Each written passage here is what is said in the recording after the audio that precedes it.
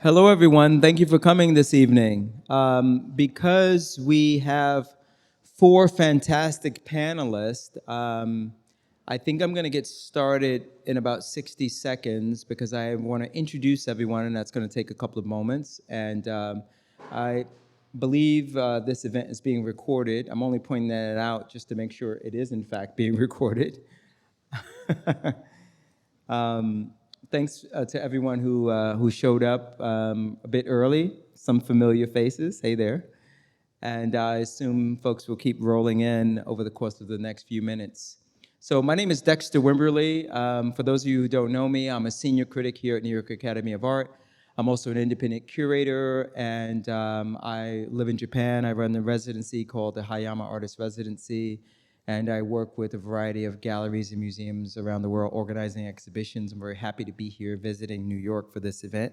It's only our second in-person conversation with the critics since the pandemic, so I'm really excited to be able to do these events in person again. I'm going to introduce our panelists today and get into what I believe will be a very interesting discussion, and I also want to ask you all to think about your questions, things that you'd like to discuss, maybe bring up. Maybe you want to ask the panelists some things. Perhaps you want to ask me some things. I'll do my best. Because I think we all are invested in today's conversation. Conversation with the critics has been going on at New York Academy of Art for years. I've been a senior critic here since 2019, and so I inherited this program. And as you probably know from reading the description about the announcement of today's event, not everyone up here is officially a critic, so I just want to give a little bit of an explanation as to why we would have a conversation with the critics with people who aren't necessarily all critics. Well, when I inherited this program, there was already a precedent that there would be individuals who would participate who weren't necessarily officially critics. Some were curators, other arts professionals, art collectors, gallery directors, museum professionals, et cetera, because this is really a conversation about the state of things. This particular conversation is titled The Future of the New York Art Scene, because I felt that there was so much going on in New York in this time that it was worth kind of focusing our conversation on New York City. And then we have an election, which sort of makes me think like maybe it was like the state of the American art world, who knows? But nevertheless, let me introduce our wonderful panelists, and please be patient as I read their bios, because I think it's worth doing that. Immediately to my left is, sorry? Yeah, it's my left. You're right, my left. Is Heather Bhandari. Heather Bhandari is known for her work as a curator, writer, educator, and artist advocate. Prior to joining Foundation for Contemporary Arts as program director, she co-founded Creative Study, a business and financial health education platform for creatives. She's a trustee at Art OMI, a visiting critic at RISD, and an adjunct lecturer at Brown University. She's the co-author of a book called Artwork, which will appear in its 26th printing this fall. From 2000 to 2016, Heather was a director of Mixed Screens Gallery, where she curated over 100 exhibitions and managed a roster of 24 emerging to mid-career artists. Subsequently, she was the director of exhibitions at Smack Mellon in Brooklyn and a lead organizer of Forward Union. Her career began at Sonnabend and Lehman Maupin Galleries, so please join me in welcoming Heather Bhandari to the conversation. Next to Heather is Rob Fields. Rob Fields is the founder and CEO of Mighty Mighty LLC, an art advisory, marketing, and arts consulting firm that connects people, art, and ideas. With a career that spans decades, he's led cultural institutions, represented artists, produced events and indie film, done PR, published an online magazine, and worked on several account teams at New York City marketing agencies and trade associations. He's the former director of Sugar Hill Children's Museum of Art and Storytelling. Before Sugar Hill, Rob was the president and executive director of Weeksville Heritage Center, where he led that organization's turnaround and secured its designation as the first new member of the New York City's Cultural Institutions Group in over 20 years. He currently serves on the U.S. Advisory Board for Volta Art Fair and is a member of the Board of Trustees for Union Docs, the Queens, New York-based Center for Documentary Art. Please join me in welcoming Rob Fields.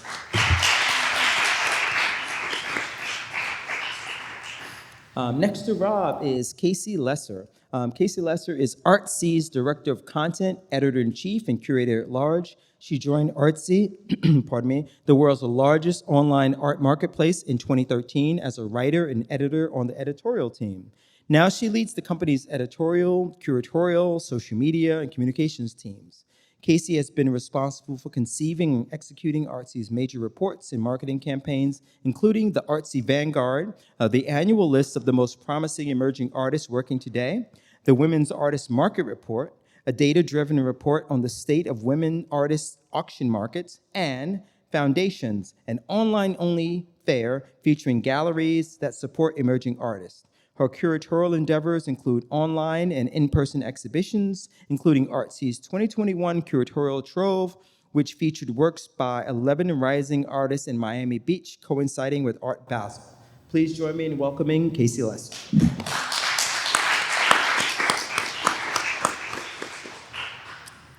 And our actual art critic to keep us grounded. Sorry, John.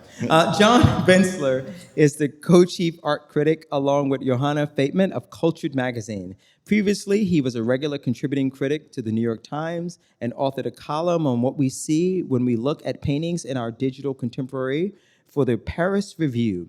He has taught creative writing at Columbia University and is an adjunct faculty at the University of Illinois Graduate School of Information Sciences, where he teaches classes on artist books, the history of printing, and rare book librarianship. He is a library director at Poets House and has worked as a special collections librarian for more than a decade, including at the Morgan Library and Museum. Please join me in welcoming John Vincler.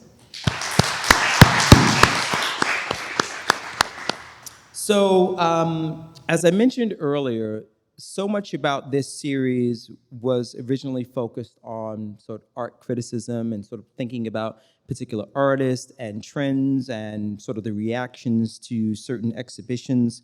But today we want to have a discussion about the city that we live in, and of course it'll spill into maybe a broader conversation as well. But I just wanted to kind of give you each an opportunity to say a little bit about the work that you do. Obviously, I've read your bio, but bios can sometimes just kind of be like broadly speaking. So if I could give you each just like a minute to kind of tell us how you actually introduce yourself and talk about the work that you do, new or old. So we'll just go down the line again. We'll start with you, Heather, and then we'll just go down the line. Okay, this is a hard one in 1 minute. I want to introduce myself. Right now I'm at the Foundation for Contemporary Arts. It's a grant-making institution foundation that supports emerging artists. Experimental artists, not just emerging artists, experimental artists in 5 different disciplines. But my passion for many years has been professional practice and just working with artists on a number of different levels. So whether it's in commercial galleries, nonprofit galleries, or through writing the book. I've done a lot of work with Dexter on professional practice over the last several years. And I guess underlying all of it is a love of transparency. So it's kind of dangerous for me to be on panels like this in front of people because I like answering questions. And I like talking about things that other people don't like to talk about. Yeah. Yay. I'm going to move on to you.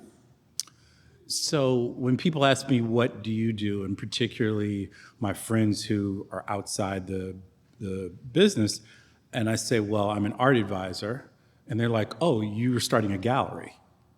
I'm like, no, absolutely not.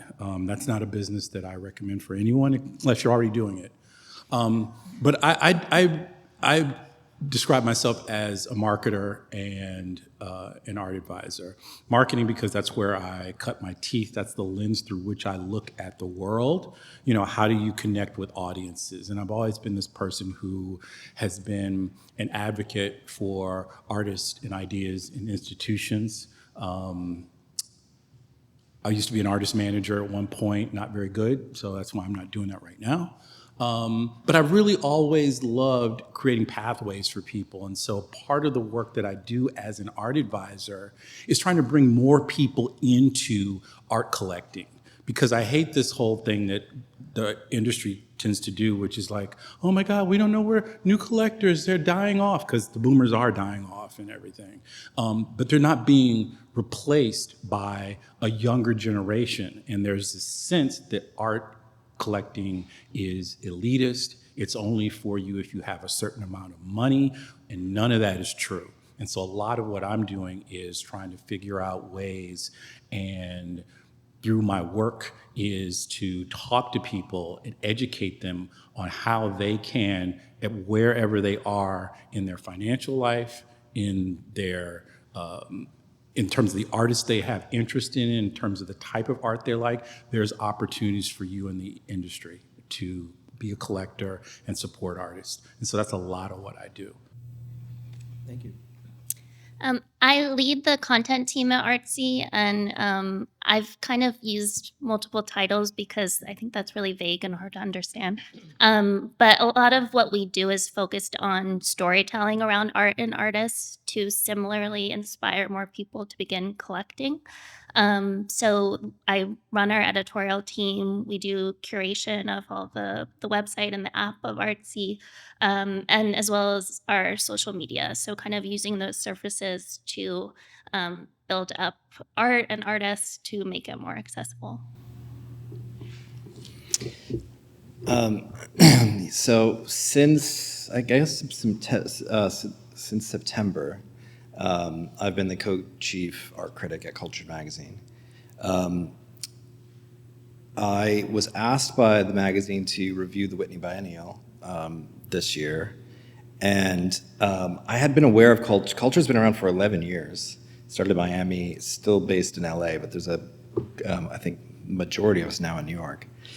And Sarah Harrelson, the founder and editor-in-chief, had approached me about writing as a critic for them.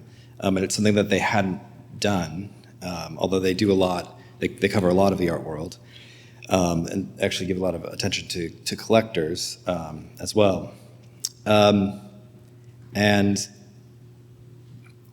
it's been really interesting to have someone reach out and say, what should criticism look like now? What would a section look like now? What's the landscape like now? Because a lot of spaces that have been really important to the art world seem to be declining or closing or being abandoned by the people that kept them running for many years. And so it's been really exciting for the last couple months to build something new. And when I approached Sarah to bring in a co-chief art critic, the model here is, I did write for the New York Times mostly before that. For the last 2 years, I was thinking about the two co-chief art critics there before Roberta retired. And we brought on Johanna Fateman, which has been just awesome to work with Johanna. And so we either edit each other every week or write every other week. And so that's been really wonderful. And we have tons of support. We just published our first group of freelancers last week, which was really incredible. Thank you. Thank you for sharing that. So I want to set the tone for today's discussion, a tone of optimism. I think that would be helpful, at least from my perspective. There's so many challenges that people are facing, whether they're artists or not, and I think it's kind of helpful to kind of approach things from that perspective. So maybe one of you may want to jump in to this question. I mean, many of the people attending here today are artists. They're emerging artists or artists who are aspiring to develop their careers. And what advice would you give to an artist right now in New York City who might be feeling a little bit overwhelmed by sort of like the economic situation in the city, all of the sort of doom and gloom news around galleries, and obviously there've been a lot of gallery closing announcements in the past 6 months, but you're all still working in the art world and seem very enthusiastic about it. So what keeps you motivated, and what advice would you give to a young artist who might be sort of feeling a little bit pessimistic about the future of being an artist in a city like New York? Heather? Thanks for calling on me first. So it's interesting. So in this new role, while I worked in galleries for many years and dealt with collectors a lot, like emerging collectors, seasoned collectors, all kinds of, this new job that I have, I don't deal with any collectors. It's at a foundation that's supporting experimental art. And so, and Foundation for, the history is pretty interesting, and I think it relates to this question. So in 1963, not very famous people now, but not so much at the time, like Jasper Johns, John Cage, and Merce Cunningham, and some of their friends got together because Merce Cunningham had an opportunity to present a dance at a really, and I don't know which venue it was, I don't think it's around anymore, but at a venue, could not afford to do that. And so his artist friends got together and decided to put on, now this was groundbreaking at the time, not so groundbreaking now, but put together an art exhibition where they sold their art, because some of them, like Jasper Johns, were doing really well by that point. So to sell their art, to then pay for Merce Cunningham to be able to take the opportunity that he would not have been able to afford to do otherwise. So they got together, they did this thing, they had money left over. And they were like, what do we do with this money now that Merce did the dance and got to do this thing? And so they decided, let's give it to other artists. And at the time, performing arts in particular, and it's still at this case, there's no money there. It's very, very hard to make a living. So they were like, let's have the visual artists help the performing artists to be able to make things happen. So looking back, it was a form of mutual aid that happened in 1963, and it's still going to this day. And it's still for artists, it's by artists, for artists. So a lot of the money is coming from artists or people who care deeply about artists that want money to funnel back into the arts. So we support dance and music and sound and performance and theater and visual arts and poetry. Anyway, so I tell this story because it's been really inspiring for me to start working there, to see that kind of love and mutual aid circulation that keeps happening, and it's been happening for 60 years now. And we get to distribute money to places and to people, to artists who have emergencies. We do emergency grants every month. You can look it up. Emergency grants every month, but then we also do larger grants. Now, how is that optimistic that people have emergencies every month and we're giving out money because everyone's in an emergency? It's a really it's interesting to see where these emergencies are happening right now, and a lot of them are in alternative venues that are against all odds still making stuff happen, but the budgets aren't quite where they're supposed to be. So there are organizations like Foundation for Contemporary Arts that's trying to get in there and fill those gaps. But it's been inspiring to look at all these venues that are continuing to show work that is not saleable, that is really hard to define, that's really hard to market and communicate, but they're doing everything they can to support it. So I look out and I'm extremely optimistic when I look at the margins of what's happening in the art world and how supportive people can be with each other. Thank you for sharing that. And Rob, you've worked with quite a few art institutions over the years, and I know that, you know, as opposed to sort of commercial galleries, art institutions play a very critical role in giving artists exposure, also connecting to communities that otherwise may not have access to art. What has been your sort of perspective over the past couple of years in terms of the challenges that art institutions have been facing in this current economic climate? And just want to hear a little bit of your observations and what you think is going on here in the city. I subscribe to your newsletter, so I know you have opinions. Thank you. So I think that a couple things. One, I'm an Aries, so I'm like kind of naturally optimistic. You know, I tend to see the glass as half full. And then just vis-a-vis, the recent election, I've just subscribed to the idea that we should not worry in advance. So let me just put that out there. Doesn't mean stick your head in the ground, but it just means don't sit here today worrying about what might happen. Deal with things as they come. So all that said, and to get back to Dexter's question,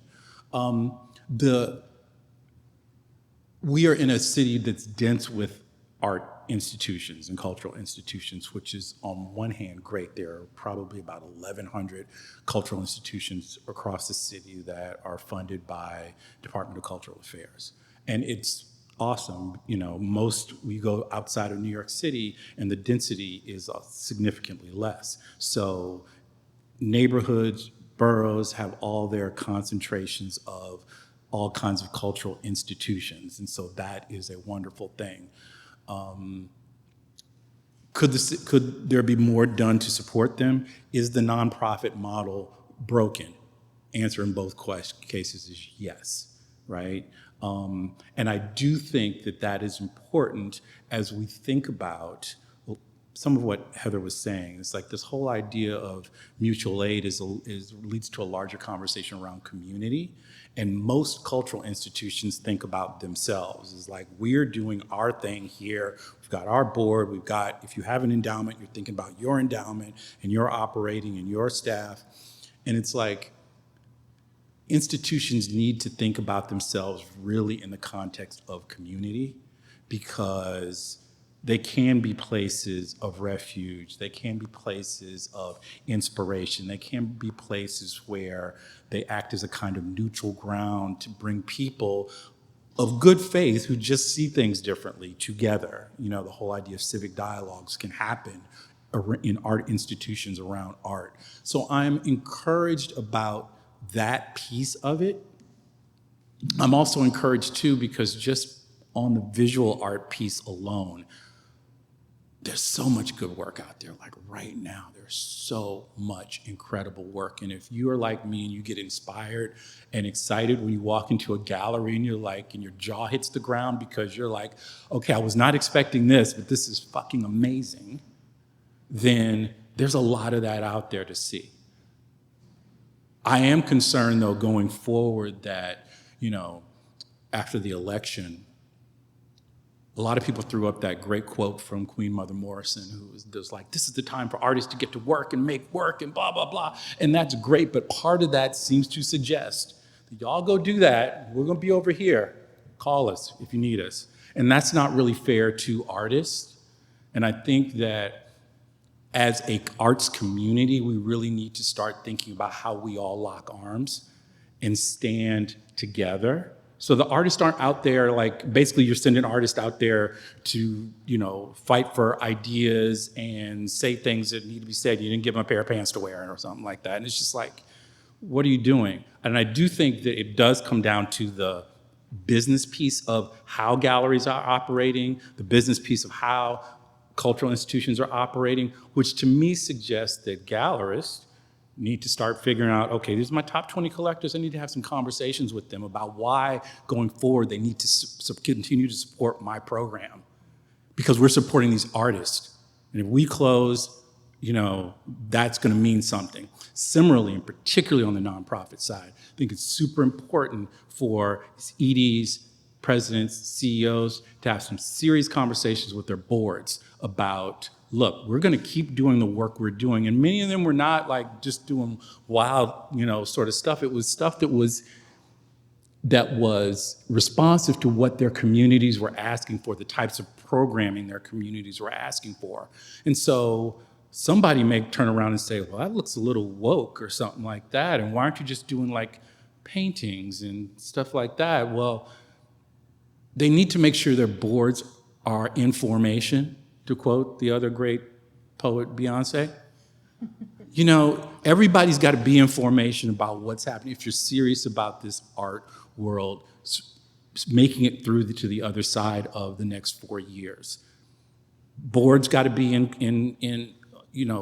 on point, because we don't want to have all these changes as what was happening at Harvard and University of Pennsylvania. Oh, well, we don't like how this director is running this thing. We need to lock arms together as artists, as gallerists, as art advisors, as curators, as critics, and just like hold each other up. Because it could be a bumpy 4 years, and that is the realistic part of the optimism that I'm trying to think about. Thank you. Thank you for that. Casey, I have a great question for you, but before I do that, I want to jump over to John, kind of keep you guys on your toes. It's not going to keep just on like, we're not passing a potato here. So John, you write about art, and I remember years ago, some of my friends we were talking about art criticism and art writing and how like it was so challenging for people to enter into it and make a living and all these kinds of things because the platforms for it. And I've even seen that there have been a lot of major newspapers that have cut out their arts and culture. It's a very strange thing because I'm sure that's not even their biggest expense. It's like, why are they doing that? So as an art critic, as an art writer, can you talk a little bit about your journey to even coming into that work? Because maybe there's someone here who's an artist who also loves to write about art, right? But they're trying to figure out like, how do you even make that a career? Like, what does that even look like? And I'm asking for a friend. I can only talk to my very particular circumstances, I think. I mean, I think one of the things you said, Rob, was about enthusiasm. So I think chasing your enthusiasm is a good place to root yourself in approaching that. But as far as a career goes, I moved to New York to work at the Morgan Library and Museum. It was having a child, actually. My partner's a novelist and a writer, had 2 books due. We had a child, and one day they turned to me and said, you know, am I gonna keep doing this, or like what's happening here? Because I had to go to a museum every day, and so I quit that job to spend more time with my kid, and I would go with them sometimes to Columbia. Bring the baby, where they were teaching, and started seeing art a lot, and needed to make money, so had a baby strapped to my chest for some of it, and would just see a lot of galleries. So that's how I came to art writing and just hustling to see if I could make money, and weaseled my way into the New York Times. Because there was a James Castle show at David's Warner. I knew James Castle's work very, very well, and an outsider artist from Idaho. Outsider always with scare quotes. And I pitched it, and they took it. It was a sleepy, like, January time, so I kind of snuck in, I feel like, and then kept writing for them thereafter. And it was the kind of dollar a word rate that's hard to find. And that's something that we're actually doing at Cultured in criticism, to make sure that we're paying writers that amount, the kind of New York Times rate, because we think that's important. And so the journey from that to Cultured, obviously you've condensed it greatly. So let me ask you another question that might be on some folks' minds. Like, so you're an artist, you have an exhibition, and you're trying to get someone to cover it and write about it. And of course, your answer can't cover every circumstance. But in your experience, like, do you have 1 or 2 tips you would give? Like, if you had a dear friend who was an artist who's trying to figure out how to get someone to write about their exhibition, like, what would you tell them? It's really tricky. It is tricky. I get so many emails. I mean, you have to see it or hear about it. There's so many ways I find out about things. So the pandemic, I realize, has really shaped the way I see art, especially the kind of preview of art. So there's things that I'll see on Instagram, which is kind of terrible because it's always kind of seems like it's hiding things from you. You know, you never get posts always right away. So it's kind of a weird window to look through. One of the best things is just talk to people. Talk to people that you, so there's young people that were students I had at Columbia who I realized had really interesting eyes, or like their parents were curators, which is a very different experience from my own growing up, and were plugged into different things in a different way than I was. And so like building, especially during the pandemic, I kind of like built sources like a reporter, and I would just ask people like, what's good now? And so having trusted people that would tell me what they were excited about, and sometimes that would push me to places that maybe I wouldn't. It gets you out of your comfort zone too, because you're chasing someone else's enthusiasm and trying to see where that sits with you. Thank you for that. And Casey, while Artsy is not a social media platform by definition, it does exist in this digital realm that is sort of tethered to social media. I mean, oftentimes when I get announcements about things on Artsy, it is vis-a-vis social media, right? That's, it's kind of how we hear about a lot of things. Can you talk a little bit about the work that you do at Artsy as it relates to emerging artists in terms of, I don't want to be too presumptuous about like how Artsy functions, but I think that Artsy has sort of more direct relationships with galleries than with individual artists. Right? That's I think true. that's That's safe fact. to say, Yep. right? Yep. But can you talk a little bit about the work you do there and how that work relates to the emerging art scene? Totally. Yeah. So there are over 1,300 galleries that partner with Artsy. There are over 1.6 million works for sale on Artsy. And so my team has a lot to choose from in terms of the artists that we want to cover. And as a company, we feel really passionately about supporting emerging artists and giving the attention, the real estate we have to new voices. So, in our daily editorial stories, we're often profiling emerging artists. We love to be able to write the first profile on an artist. We are obviously covering better known artists too, but it's important to our brand. And we have some major campaigns that are focused solely on emerging artists. So the Artsy Vanguard, which was mentioned in my bio, is our annual feature on the 10 artists who we decide are most promising today. So all year we're kind of looking at artists and we're looking at their CVs, we're looking at their work, we're looking at their Instagram profiles, and we're just looking for something fresh and stories that move us that we can share with more people and ideally kind of help them sustain their careers, connect with galleries, connect with collectors. So the Vanguard is kind of one way that we do that. We only do 10 artists a year, so obviously that's not very much. But we do try to really support those artists by sharing their work with our audience in like a really big way. We rent a billboard in Times Square where we put their work, which, is just like a really cool thing for anyone to like have your name in the middle of Times Square. And so to them, a lot of them are not in New York, but to like have that space and to be able to share that photo on their Instagram is really cool.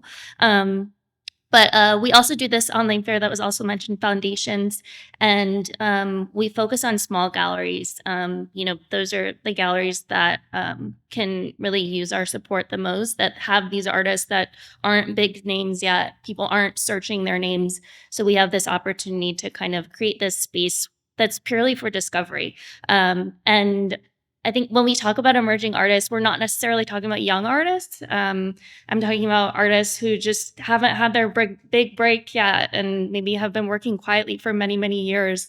And now, have this amazing cache of work that just hasn't gotten its due. So it's also, a great body of work to share with new collectors or people who aspire to collect, because typically these artists' works are at lower price points, which new collectors are more comfortable with. So this Foundations Fair we run yearly, and we invite the smaller galleries that are on our platform. We recommend artists that we think that they should show. We kind of research their programs, kind of like an art fair would. And it's nice because it's a moment outside. We try to do it in the summer outside of like busy exhibition seasons. It's another space for them to show their artists. They have their exhibition programs totally packed. And it comes with this like layer of marketing. If you're an Artsy user, you know that once you kind of start liking and following artists, we start recommending more to you. So a lot of it is kind of happening in a like ongoing automated way that we wouldn't be able to do manually. So a lot of, I guess, coming back to my point is that emerging artists are super important to us as a brand, and just to be able to help people discover more art, which we find they are constantly dying to do. Thank you for sharing that. So I grew up in New York. I'm going off script now. I don't even know my, like this is just going to be a conversation. Now we're going to do like the Obi-Wan thing, like let go. I'm just going to let it go, right?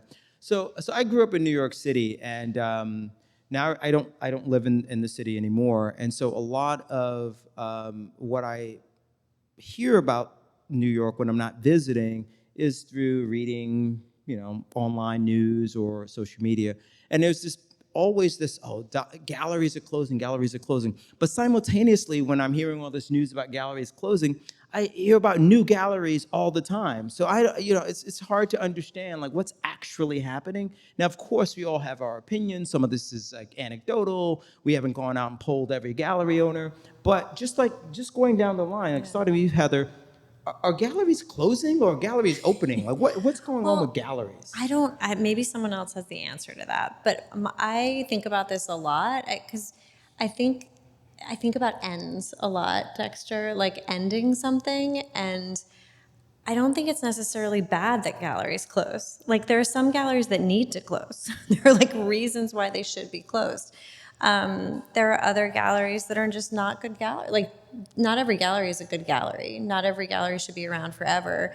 And there needs to be space for the new galleries too. I wish, because there's so many artists in New York, I wish there was more capacity for galleries and spaces, maybe not even galleries, but like spaces to show work that are written about and talked about and marketed. But I don't necessarily feel like, I used to get scared. Like when I worked in galleries, I would read these articles and be like, we're next. And then, and now I'm like, you know what, that's part of life.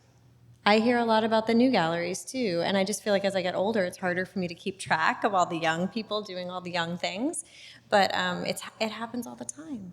Yeah. That's my take. Rob, what's your thoughts on that? Yeah. I mean, there are still, if you think about it, the number that I'm roughly working with is there's still 1,400 galleries across 5 boroughs. So 10 or 12 closed, okay. I mean, I'm sorry, but some of them were really great. And some, like Simone Sabal just closed. That was a really wonderful space. But she hasn't really left New York. I think to your point, she's morphed into something else or is doing something else. But there are still lots of places to find and discover, where you can see art that are not museums. I still think Seesaw is a great app for people. If you have an Apple phone, an iOS phone, Seesaw is a great app, tells you what's opening, what's closing, what's still on display. People are still signing up for Thirsty Gallerina because they want to know where, you can get a glass of wine when you go see some art. Can you talk about that a bit? I I like a glass of wine. Yeah, I would too. Why is there no glass of wine at the New York Academy of Art? But I think there's still a lot of activity out here, and no person is going to get to 1,400 galleries. But look, you go to a gallery, you get to know them, you like their program, sign up for the mailing list, go to their stuff. I mean, if you like their program, they're going to have something else you like. There is an oversupply of artists, relatively speaking. So even if galleries shrank by half, you'd still have a ton of good shows. Right? I'm not saying I want galleries to close. I do not. But you're New York City. There's a lot of galleries here. That's not changing as of today. Right. Thank you. And John, I mean, you mentioned, I don't know if everyone heard that, you're like, I get so many emails. I'm sure you do, right? I realized I didn't answer your last question, how to actually get attention. So what's your take on the gallery landscape, and just you're not in New York, you're at a cousin's wedding in Minnesota, and, someone pulls you to the side and say, John, I heard you work in the art world. What's it like in New York City? What's the gallery scene like? What do you tell that person?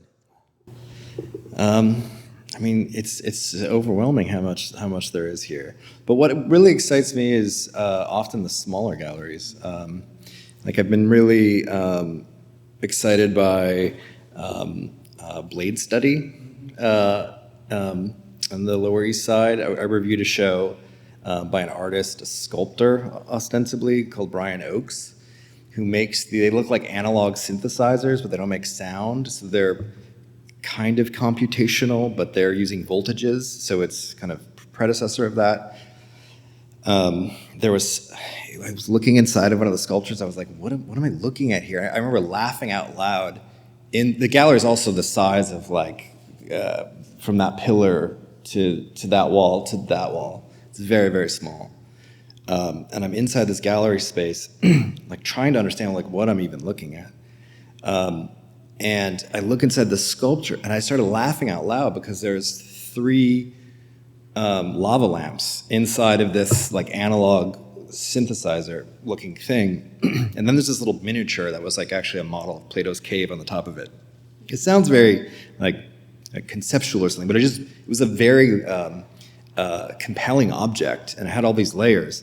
And the lava lamps, it's actually like a reference to this like a random number generator that these people in Silicon Valley designed in the 90s, I think, where they used a camera on a set of lava lamps to create random numbers, because the way that they went, that was the way they like rigged up, and you could like log into it to get a random number from this machine. So he used this historically, this historical thing that used physical objects and digital technology to create random numbers in this sculpture. And I'm probably confusing the person in Minnesota right now that talking about all of this, but like and so I'd never seen anything like that before.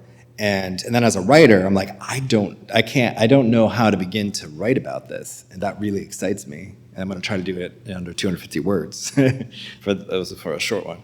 So, and the price of some of those works, the smaller works in that, were like $500. Not for the big computational things, but there were other works in that show. So I think sometimes the art world does seem big and scary, and like, can I even go in this space? Am I welcome in this space? Then there also are places where you go in the next room and you realize you're in someone's kitchen. And I remember the first time I saw galleries was in Chicago, and it was very much a kind of apartment gallery scene. And when I see spaces like apartment galleries? Apartment galleries, yeah. This is yeah. my apartment, and it's also a gallery. Mm-hmm. And that to me is that's exciting. And so when we talk about like, what's going to happen over the next 4 years, or like what spaces are going to full. I mean, I love that you talked about mutual aid at the start of this conversation. It's true. Make your own scene, make your own community, make your own space. You don't need to be in David's Warner. Leave David's Warner to David's Warner. I like David's Warner's program. He's going to be all right. Yeah, I like David's Warner's program. Totally going to be okay. But you, I'm no more interested in what's happening at David's Warner than I am what's happening at Blade Study. No, thanks for sharing that. And Casey, and I want to come back to something you mentioned, but Casey, so you also write about art, obviously, editorially, but you're also a curator. So being here in New York City as a curator, what are the kinds of exhibitions that get your attention? I know it's kind of a general question, but just want to sort of understand what inspires you, what excites you, because you're here, right? And there are artists here, and maybe they're curious about that. Yeah. Well, I also had answer to your question about like how to get a pitch please. scene, which is kind of similar. And I think now so much of the art that we go see, we've seen online first. So I'm definitely influenced by that. But like my team and I get hundreds of pitches every day, and I think the ones that stand out have images and kind of already have the headline there for you. A lot of like good artists and galleries and PR people already are thinking about like, how do I want this to be written about? And that's not necessarily what we do, but if we see that there's a story there, we're much more likely to dig in rather than just like, this is happening, this is the type of work, this is where the artist is from, just like really getting into the narrative from the get-go. But I think I'm also a huge fan of Seesaw, and I really try to see as much art as I can. And I definitely kind of go through and mark off the galleries that I know and the artists that I know, but I think it's also important, and part of what makes New York so great is these clusters of galleries. So going to the gallery next door, even if I have zero context or don't know them before, I think that's when like the best discovery happens. I also go to tons of art fairs, and those are great places for discovery. It depends on the art fair, but really kind of the more emerging ones. And I think, in New York during May, there are 5 fairs happening at once, so I make sure to go to all of those and really go through in like a really visual way and look for things that are unfamiliar and are really striking to me. And I think also I'm very swayed by what I see on Instagram. If someone that I admire is posting about something, I'm like, okay, I need to go there too. So I think it's like, I think I'm at the same level as everyone else. Thank you. So before I was involved in the art world, I was in a different area of business and advertising it. And the first art dealer that I ever became friends with was significantly older than me. He had a gallery in Soho. Long story short, he started his career as Leo Castelli's assistant in the 50s, right? In Midtown and in the 50s. And he was one of the first people, if not the first, whoever knows who's actually the first, but one of the first people to open the gallery in Soho in the 60s, and people thought he was crazy. I remember him telling me that, and there's documentary of him saying that to other people. They were like, "You're gonna open a gallery in Soho? You better bring a gun," right? Because it was dangerous, right? And New York has gone through a lot in the past, I guess at this point, that would be 60 years or so of its evolution. But it continues to change, right? I mean, I recall when the first major galleries were starting to move to Chelsea, and people were sort of, there was an uproar, like, oh my God, like Chelsea is about to change in this major way. And now we see the galleries dispersing again. Now this street, Franklin Street, has so many galleries in this neighborhood. So what do you think is the future of the city? I mean, in the sense that there was a moment, and maybe because I'm not here and visiting like parts of Brooklyn the way I used to, there was a moment when it seemed like Bushwick was going to become like the center, and then that sort of changed a bit. And then the Lower East Side had its moment where it's like everyone's moving to the Lower East Side, and that kind of changed a bit. So it's kind of a weird question because it's not like really a closed question. It's kind of an open question. Mm-hmm. It's like, what do you think about all these neighborhood changes and shifts in the gallery scene? I mean, like, what are your thoughts on that? I'm sure you think about it and talk about it. Let's start with you, Heather, then we'll go to you, John. I don't know where it's gonna go. I have no idea. But I found myself, it's weird, it changes, and I live in Brooklyn, and so I'm very open to visiting places in Brooklyn, and there's more and more in Bed-Stuy and Crown Heights and a bunch of places. Like, I end up going to see things there a lot. Like Laundromat Project is out in Bed-Stuy, so they're in Weeksville and all these places that are places that you'd want to go, and there are things around it. But I think that's always been like that. It's just like what gets written about, to be honest. I'm going to 1717 Troutman on Sunday, which is a building in like Bushwick, Ridgewood, that's been around for decades, that there have been artist studios in there forever. And when it's like a recent former student asked me to come to their studio and said it was 17, I was like, that's still a thing? So I think there's some like strongholds that are out in the periphery that aren't letting go. And I'm not sure what happens next, but I've always been really interested, even though I worked in Chelsea for 15 years. I've always been interested in like what's happening in the other boroughs, or like especially Brooklyn and Queens, and getting out there. I think most of the interesting things are happening there. And recently, you made me think about one of the studio visits I went on, or one of the gallery visits I went on recently. Someone walked through with a towel. And I didn't realize there was like a bathroom and a bedroom and a kitchen, like all hidden behind the gallery, until I saw the towel and the robe. But I'm totally open to that. I think it depends on how adventurous you want to be. Indeed. And John? Okay, I'm going to try to do rapid fire round. A couple of things pop in my head. One is, I guess I kind of like the outlier too of things. So the Karma Gallery has like kind of its own island. Like I really like that. It's like Karma is doing kind of feels like their own thing. And where is Their that own- located? Where is Karma? It's on East Second.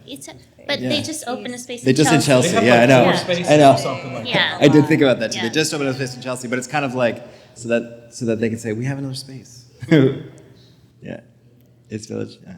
Yeah. Okay. And then the Swiss Institute has a really interesting show right now called Energies about the neighborhood it's in, going back to the 70s, which is not exactly your question, but I think it's really important also to think about like gentrification, to think about what all these things do and how art fits and can kind of acknowledge the communities and the spaces of a city. And it's a really interesting model, I think, of thinking through that, and yet it's also an incredibly international show.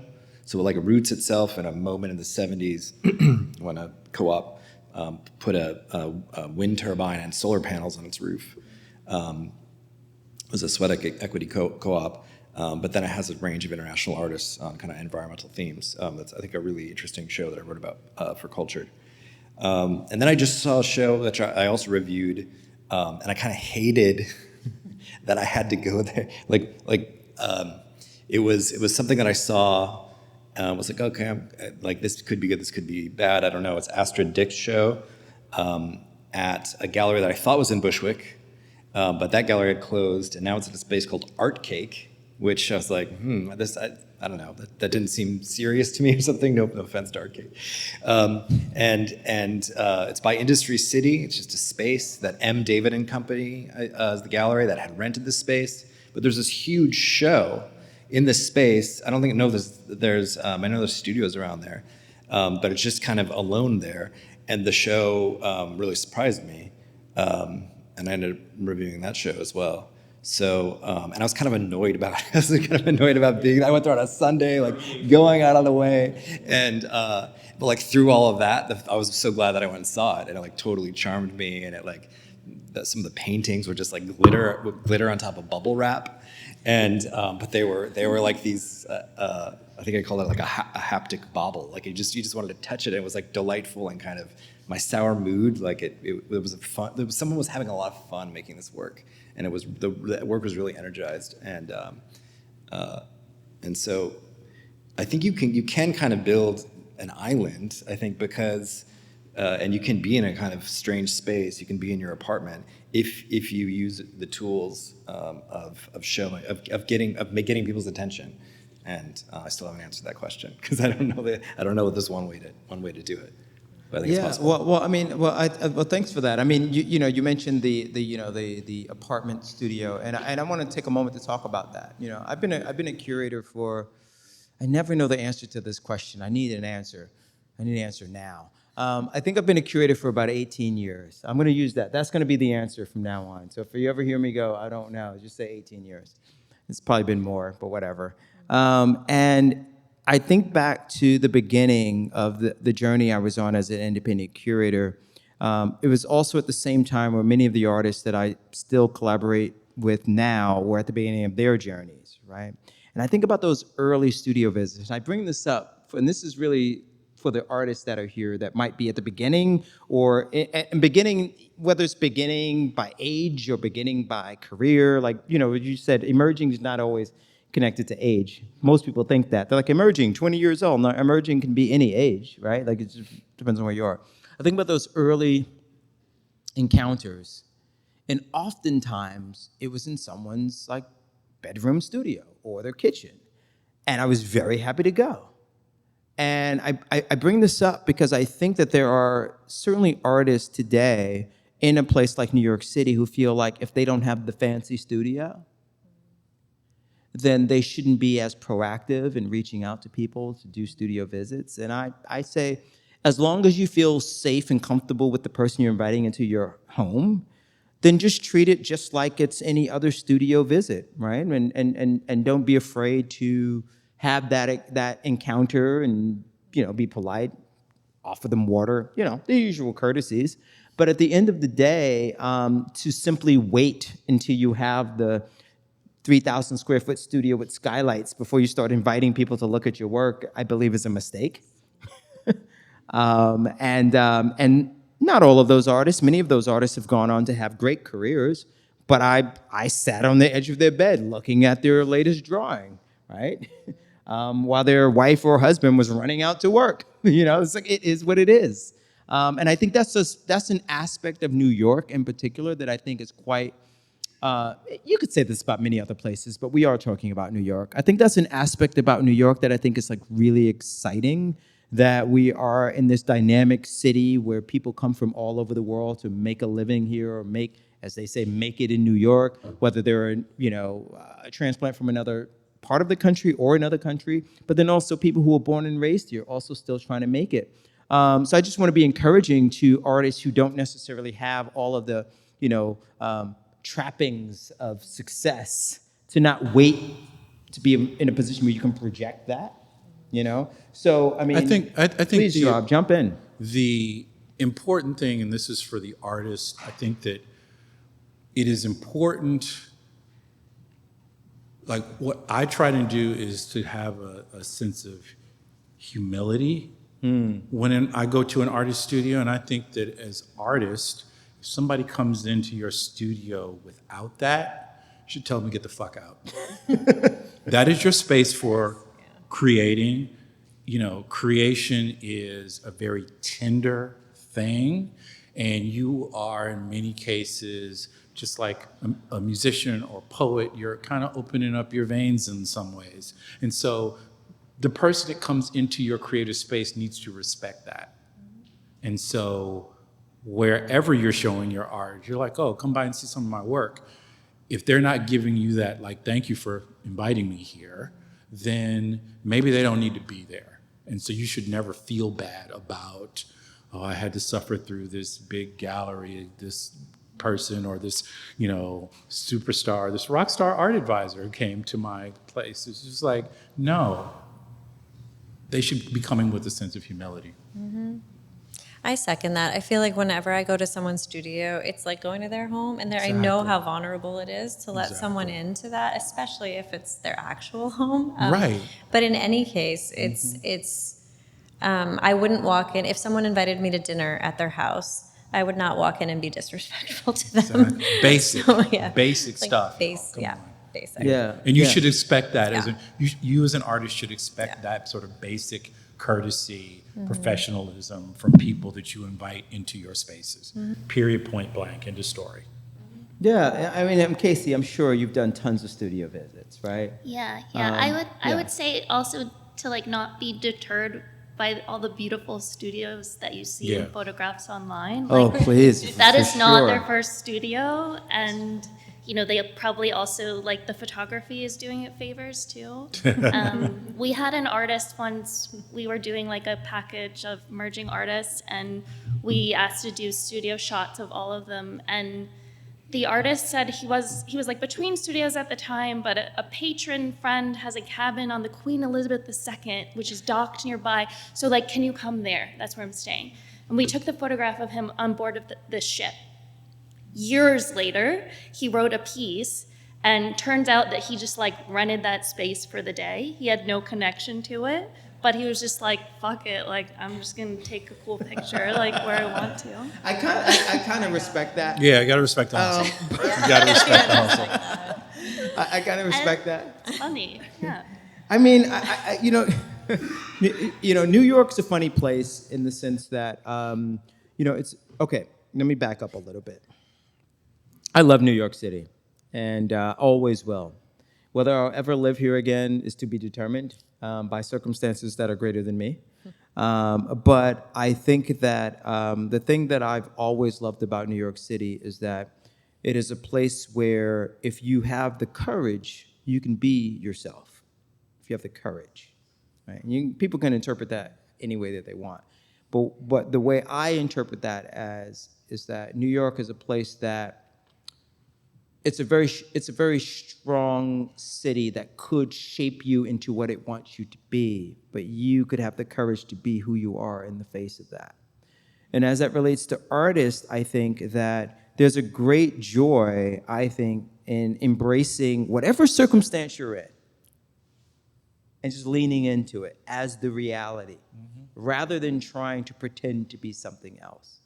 And for me, the artists that I enjoy being around the most are the ones that are very comfortable with whatever the reality of their circumstance actually is. And I can sense that they're just not trying to pretend to have a studio on the Queen Elizabeth, you know, or what have you. But the other thing I would say, and it kind of connects to what you said, Rob, about the nonprofit model being broken. It's a kind of a roundabout way. It's like a wormhole to get back to that, right?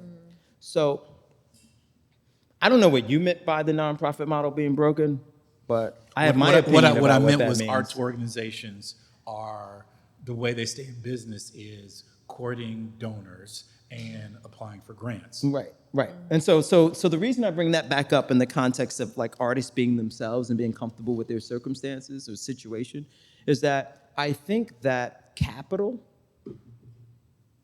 I'm not a Marxist, so let's just start there. but I think that capital in the art world has oftentimes created a warping effect of reality, right? Oftentimes people will ask me, do I enjoy going to art fairs? And I go, you know, the problem I have when I go to an art fair is that I leave with economic jet lag. And compared to real jet lag, right? So the economic jet lag I leave is like, once I'm at an art fair for a couple of days, it takes me like a week to remember how much a carton of eggs actually costs.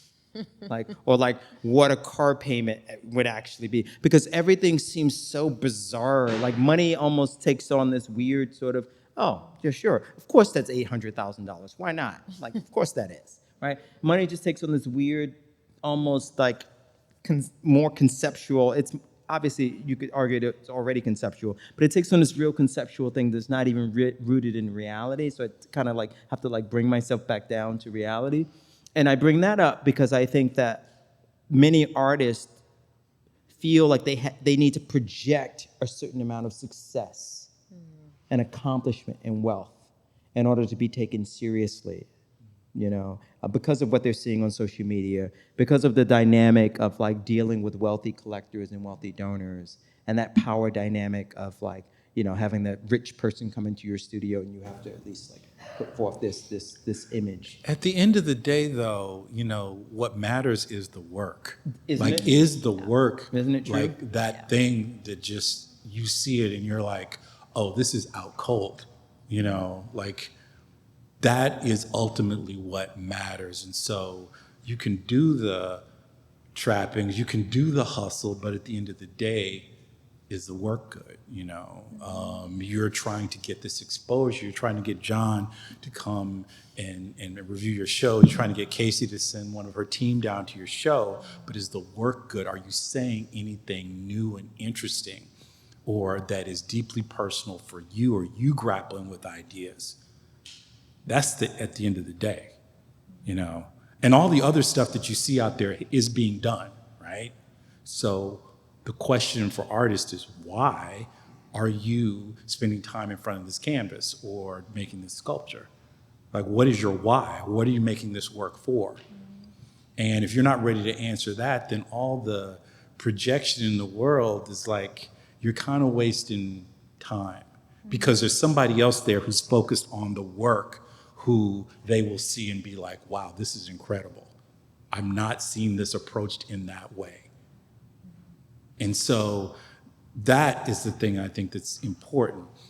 And at the same time, back to the thing that you were saying in the beginning, working collectively, mutual aid, being in community, all that stuff is super duper important.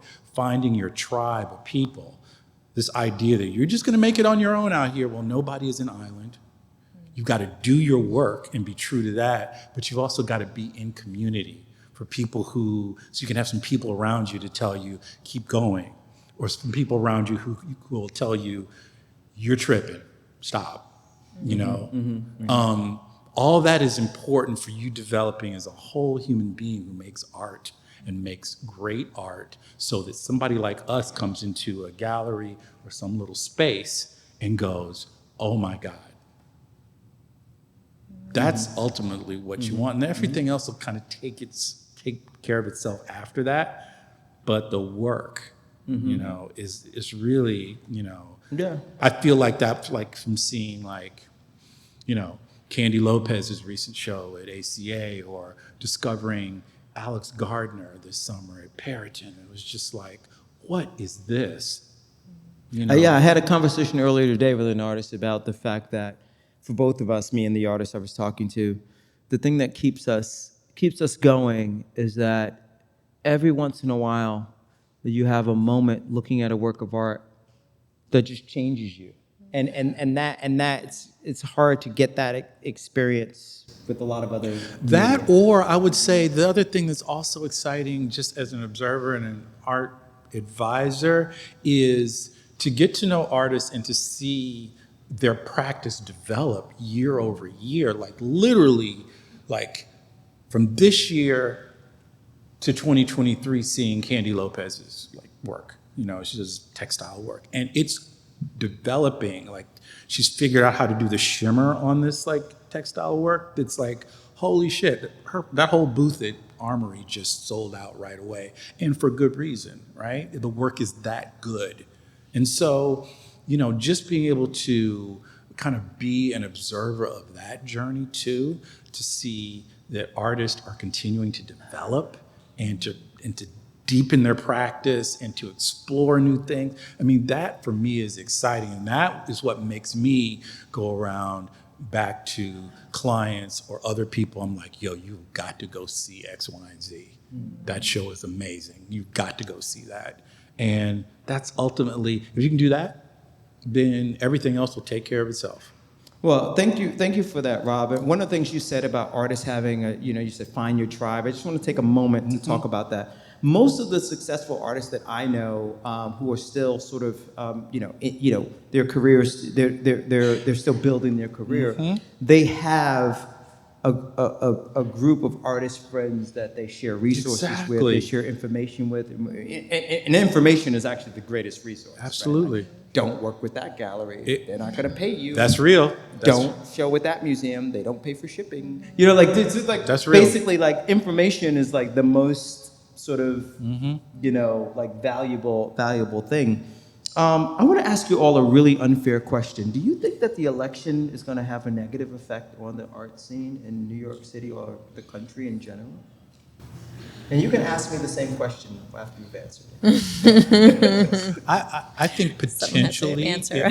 I think potentially, but again, not to not worry in advance is important, and to think, how do we begin to build those bonds of support, those communities, connect with communities that already exist, will put us in a better position. You can't sort of future-proof yourself totally, but again, such great work out there. I think there's enough good faith in the art world, in the arts and cultural space, that we can kind of figure some things out.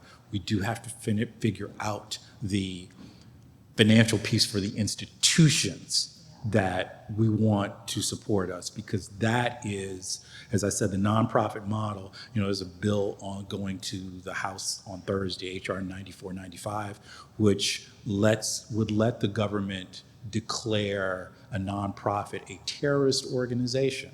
Now, in the wrong hands, you could say, hey, you're just like trying to hold a rally, artists for Palestine or artists for the Sudan. And the government could say, yours is a terrorist organization. We're stripping your 501c3 status, which means now you can't get grants. Wow. You can't do, you can't take donations that are tax deductible.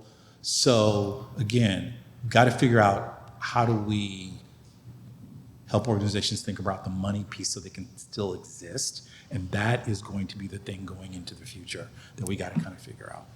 Yeah, I think the scrappy artists will continue to be scrappy. I think the Absolutely. institutions are going to suffer. Yeah. Because already, I don't know, I'm getting emails from institutions in Florida that are like, we lost all our funding because DeSantis cut all funding to institutions, to cultural arts and culture in Florida. So if that happened in Florida, who knows where it's happening next? But I want to say that, like, that last night I happened to be at a party for queer art. I don't know if anyone knows that organization, but it's really awesome. And they were just celebrating the year, and they're like, "This is a really terrible year." and I went into this party being like, "Oh my God, I'm tired. Oh my God, the world is falling apart. Oh my God," like all these things. And then I walk into this thing, and there are like 100 people there. That there was so much love in the room, and everyone was so, like, they were just loving each other and so excited about the coming year. And they talked about the election. And I mean, it was like a lot of queer trans folks that were there. And they were like, this is not the first time. This is not the last time. This is not the only time. This has been going on for hundreds of years. Like, it's just another time. And it was a real, like, rally, like a cry for, I don't know, just to keep doing what they're doing, and it was awesome. Solidarity. So, yes. Yeah. John, what are your thoughts? I don't know. I think it's dangerous to predict things, but I think I mean, I'm kind of like we'll see how things go. I mean, obviously, my day job being at an arts nonprofit. I mean, the day after the election, we were talking about. So does the NEA or the NEH exist? After this, like, that's a real question, which was, but I think it goes back to where we started with mutual aid and having communities and solidarity. I mean, I think there's so many layers in the art world to navigate. There is a huge influence of concentrated wealth in the art world that is in New York, especially. That shapes so much of the conversation, the media, the spaces that get prominence. But I think ultimately you have to kind of make your own art world and find your own art worlds, I guess. And that's kind of the game. And so I think if an art world can be a community, things will be okay. Absolutely. Thank you. Casey, you want to share anything? Yeah, I would just say I think the last time this happened, we found that the art world kind of did a lot of reflecting, and we really reassessed the artists that we want to give attention to and want to support. And, you know, we saw so many shows. We saw a lot of all-women group shows.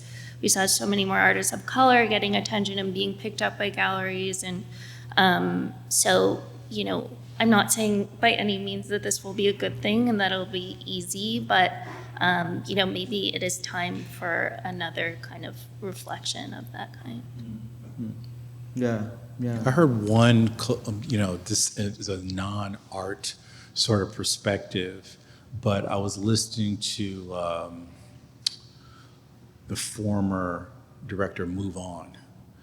And she was saying, and this was on the Chris Hayes podcast for whatever that's worth, and she was saying that it's important now to, like, you know, continue doing your work, but through all this, no matter what you're feeling, talk to other organizers and activists, for the simple reason is they've won some, they've lost some.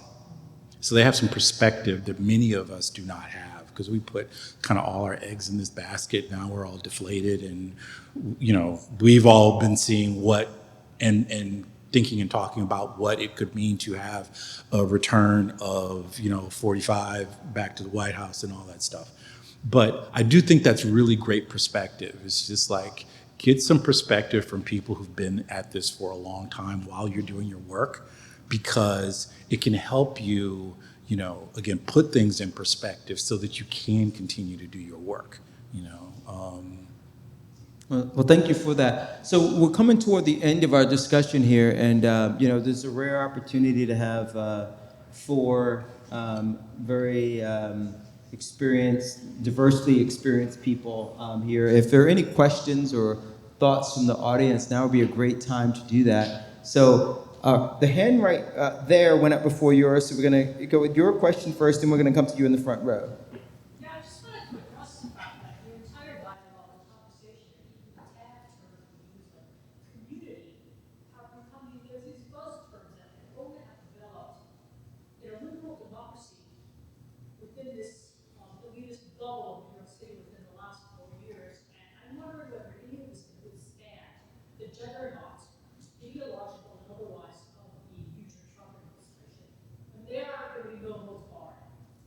And you can talk about conversation and community and all of that, but where do you stand in terms of your ability to take this on if there is gun rights censorship and the creation of all sorts of ideological divisions that will directly cause? So, well, it's I would say, very strong question/statement. I can't speak for anyone else, and certainly can't speak for the panelists. I think that your concerns are real, and I think that there are going to be a lot of organizations that are going to suffer under this administration. I was taken by the fact that you disavowed yourself as being a non-Marxist. Sorry? I was taken by the statement you made when you had to disavow the fact that you were a Marxist, as if that was something that we looked at, pejoratively. I mean, that's what worries me. I mean, everyone's already apologizing in advance. I wasn't apologizing. I hope not. That was That's what. that was colorful banter. Yeah, I think too that particularly in sort of like, I know in the Black community, and I can talk about this from my experience leading Weeksville, like the history of mutual aid goes back a long time. And so this is not a new thing. And one of the things that I've been saying to a lot of other folks in my community is like, our ancestors went through a whole lot worse. So I just want us to take a minute to breathe and at the same time acknowledge some of the things that you're bringing up, that, the people who are already most marginalized stand to suffer the most. And that's why we have to figure out, from whatever positions of privilege we have, how do we link arms with them and protect them, particularly in what is sort of putatively a blue state, right? Because the rest of we can't speak for whatever's going to happen in other states, but it's a both and kind of thing. Because again, I'm not for worrying in advance. I'm preparing, but I do think that we have enough history, there's enough activism here, there's enough organizers here, that if we will listen to them, we can figure out ways to not only make it through it, but also thrive under these changed circumstances. And I don't want these externalities to sort of like, make me think, because if it's all about externalities, I should pack it up and go get a job somewhere, right? Because, the art world is not like really the thing to do in, a depressed environment. But the reality is, in the art world, Wall Street still seems to think this is going to be a good time going forward. So there may be some resources still floating around that can help make some things happen if channeled towards the right ends. So that's a larger conversation, but that's kind of how do you find what? The good billionaires. Oh, I don't know. I don't know any. I wish I knew. Yeah. I don't know that's the right question. Yeah. Holla. Yeah. I just want to say, I absolutely agree with everything you just said, because this isn't the first time, but also I worry a lot, because this is like New York that we were talking about. I don't worry so much about us in this room, to be quite honest. I am already working for a foundation and being part. I went to a meeting with a bunch of different foundations, including Ford and Mellon and all these big ones. And this was a couple months ago, and they were talking about scenario planning. Mm-hmm. What's going to happen if that one wins or if that one wins. And they all have scenario planning for the different options. And really, part of what, I don't know all the scenarios of all these different organizations, but I know that one of them was like, how are we going to still support everything that we support in New York City and the arts and culture in New York, but now we're going to have to, unfortunately, like support a lot of other things in a lot of other states that are going to need our help really badly. So I worry a lot about what's going on outside of New York's borders. Right. Yeah. Thank you, guys.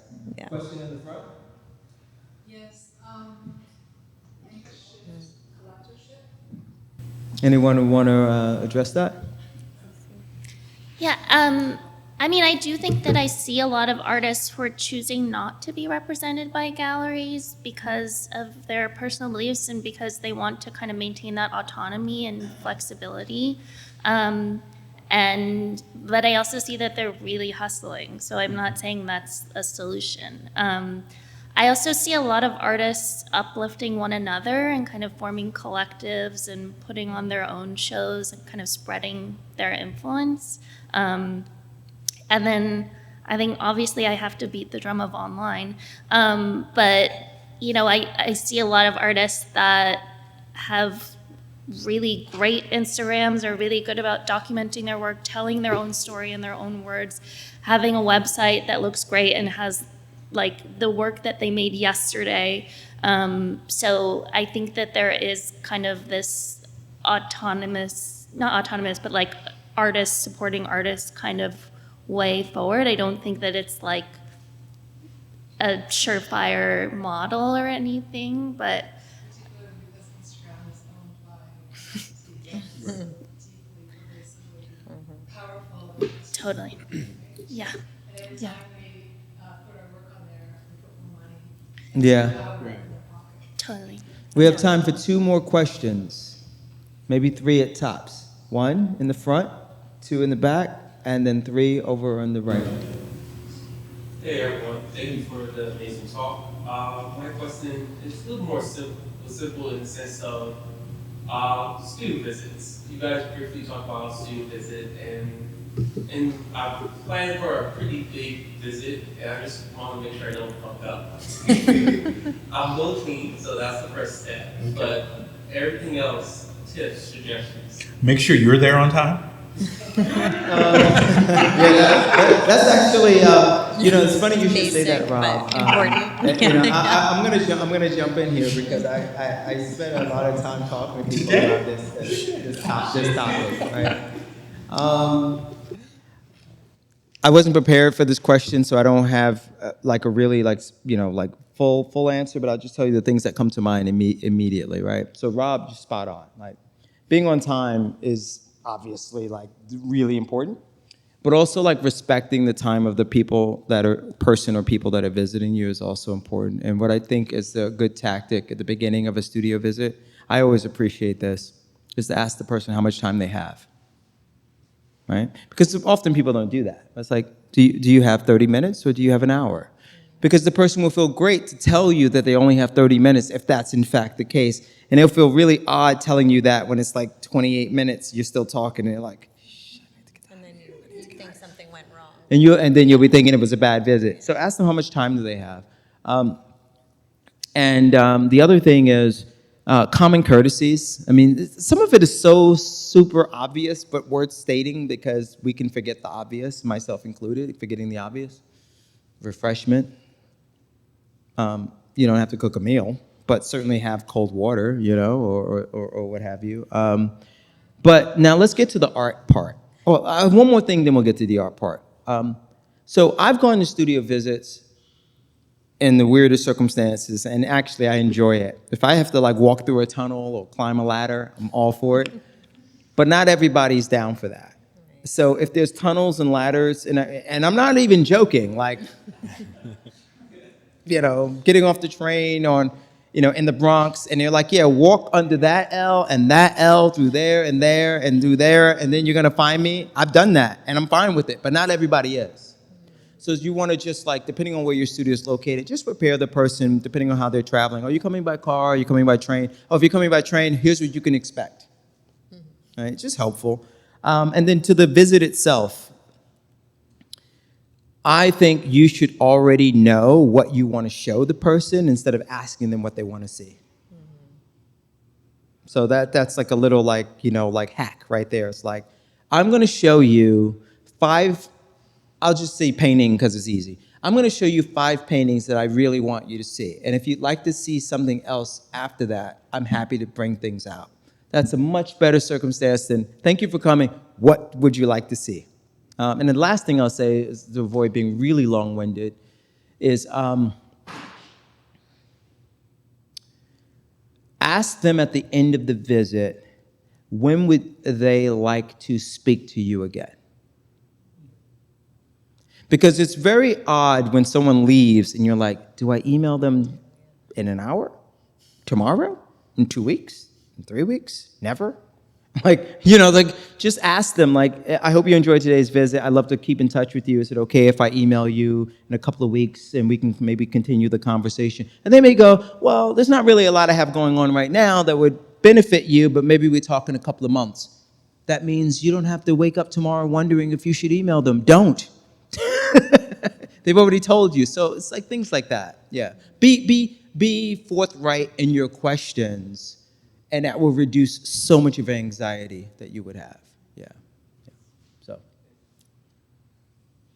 Sure. Hi. Hello. Here.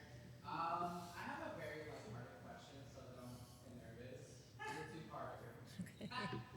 All right. What would you advise a contemporary artist that is taking their first steps in the art world should do? And also, how do you think the art world has changed over the past 10 years? First part, I'm not taking it. I'm sure you do. Heather? I want to take the second part. Oh, okay. Of the Who 10 wants the first years, part? because it relates back to your question also. Because I think some things have not changed at all, and some things have changed a lot. So that book that I wrote called Artwork, that had like professional practice in it, when I first started teaching after that was published, that was in like 2009. It got updated, but originally 2009. When I was teaching, everyone wanted to know what gallery, how do I get a gallery, how do I get a gallery, how do I get a gallery? Most, and maybe a bunch of you in this room are thinking the same thing. But fast forward 10 years, and a lot of the students now are like, why on earth, convince me why I would want a gallery?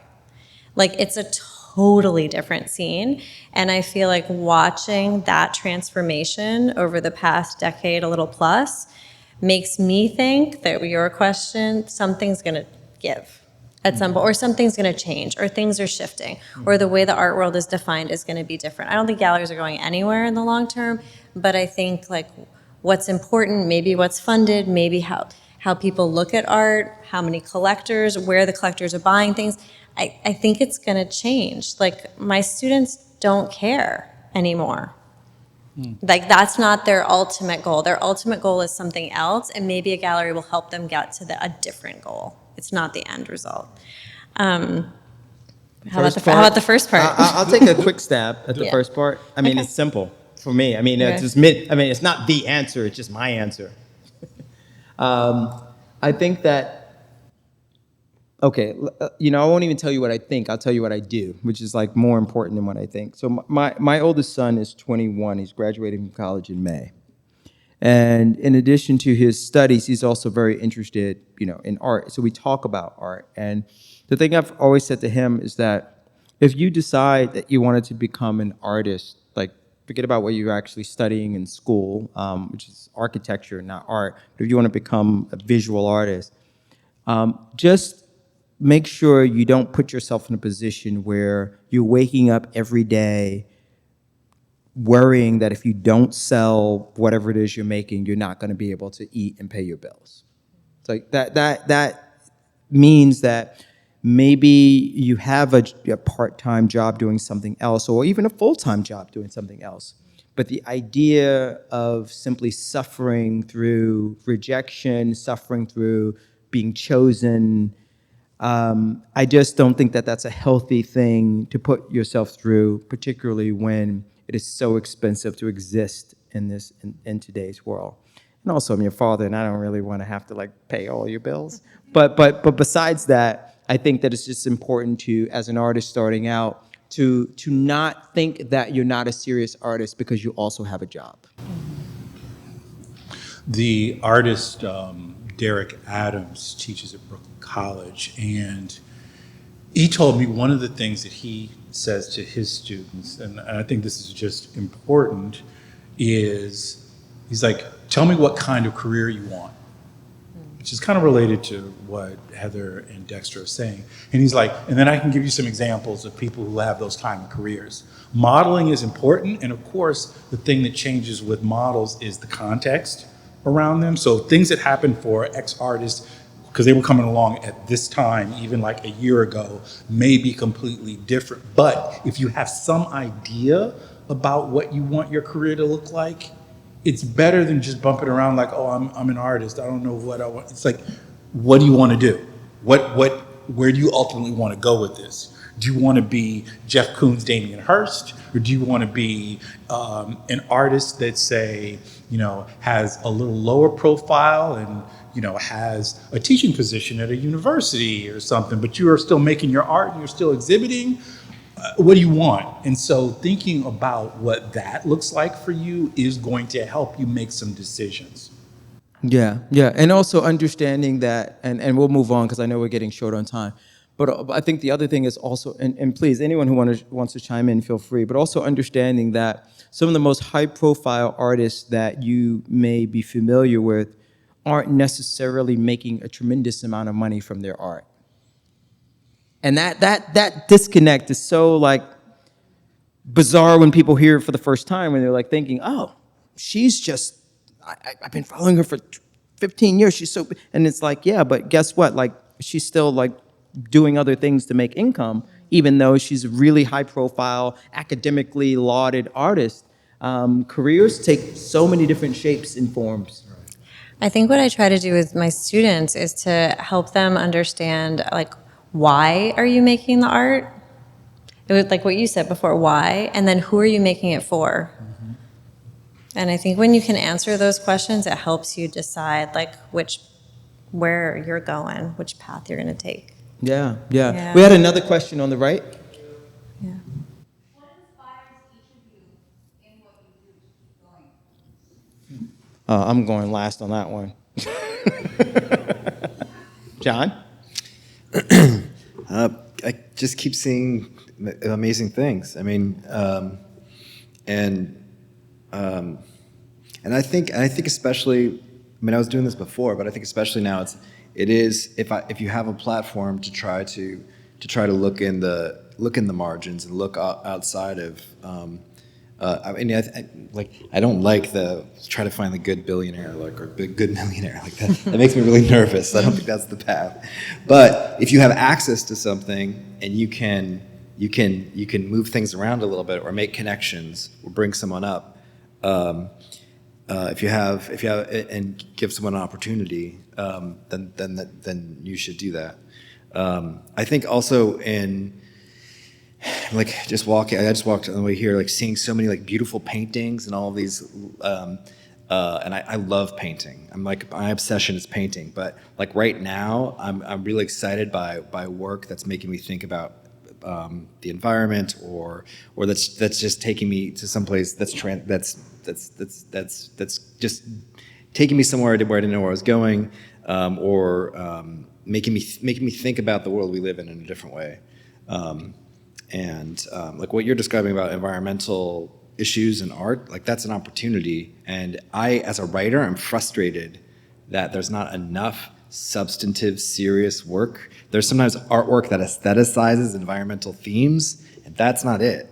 Like it's like how can art like say something or do something in a kind of transformative way, which is a lot to ask of art. It's a lot to ask of writing, but it's like, what does that look like? And there are answers, and that's something that's like a side thing that I'm always chasing, is that precisely that. So yeah. Yeah, thank you. That's great. That's great, Casey.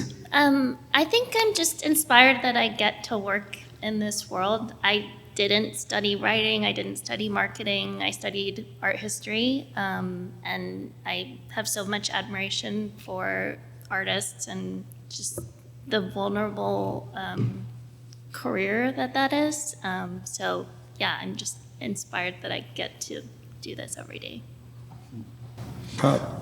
I am, as I said, I love the discovery. I also, my background is someone who has been an advocate for artists as a publicist and artist manager. I've worked with, musicians and writers and filmmakers and, now visual artists. And I think one of the things that's been the through line for me has been always expanding the market, expanding the audience for whatever art it is, and it's not like, oh, you need to find some smarter way to market, because no, people are not stupid, but they need pathways in. And so that's what partly animates a lot of the work that I do, is finding new opportunities to bring new people into this world that I'm kind of falling in love with, and like falling in, really in love with the great work that's out there, like the artists who will be their generations, Amy Sherald's and Wangechi Mutu's are here now, and like they need to be supported and collected, and it's super exciting.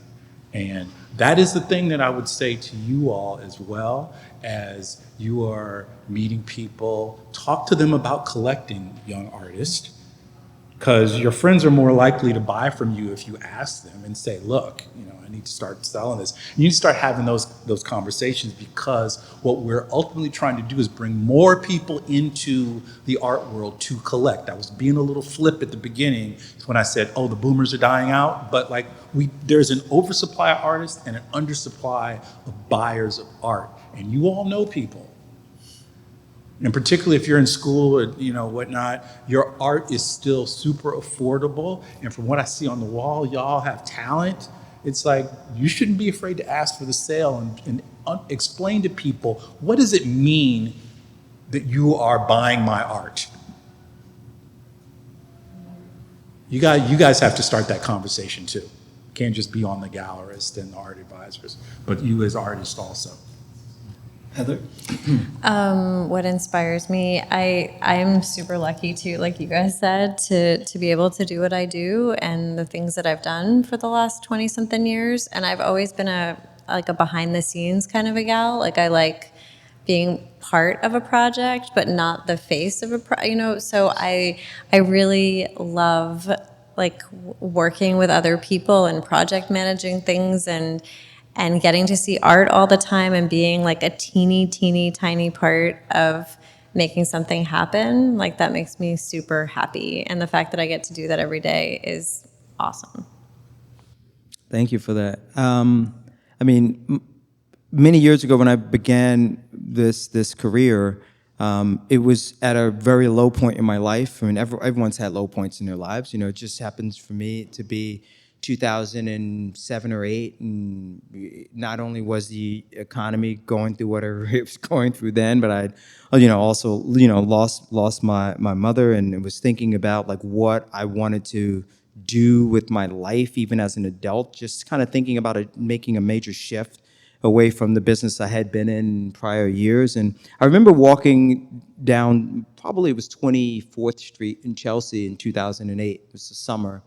It was a quiet time in Chelsea, and I was looking at all these galleries and thinking to myself, like, what do I need to do to become the kind of curator that can work in these galleries? And I was trying to get my head around that, and really just started talking to the artists that I knew about their experiences of working with galleries and the challenges they were facing. And I knew that I had some skills that I had carried over from my background in marketing and advertising, and thought that I could bring those skills into the art world, and in a way also explore my interest and admiration in painting, which is my first love affair in art, is painting as well, and it's going to remain my most consistent love affair. Even though I work with artists who work in other mediums, it still always seems to come back to that.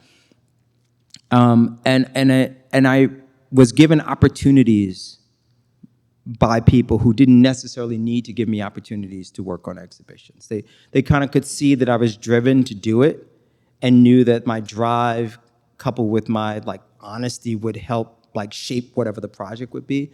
And those initial projects were opportunities for me to then bring the artists that I knew into the fold. Right? Because the one thing about being a curator that is true, and I always say this to people who bother to ask, is that you can never work alone.